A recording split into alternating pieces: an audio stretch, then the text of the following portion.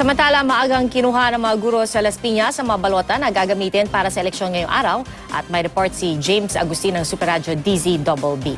James? Pia, pasado hating gabi na magsimula magsidatingan ng mga guro sa Las Piñas City Hall para kuhanin ng mga balota na gagamitin sa eleksyon ngayong araw. Pinakamagang dumating ang 23 guro ng Moonwalk Elementary School. Nirentahan ng halos 40 pampasaherong jeep na sinakyan ng mga guro at mga balota. Bawat jeep naman ay sinasamahan ng 2 pulis para masiguro ang seguridad, hindi lamang ng mga balota maging ng mga guro.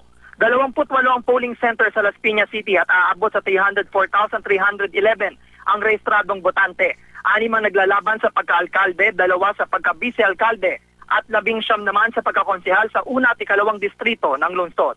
James Agustin ng Super Radio DZBB nakatutok sa election 2016. Philip sa mga balita. Maraming salamat, James Agustin ng DZBB.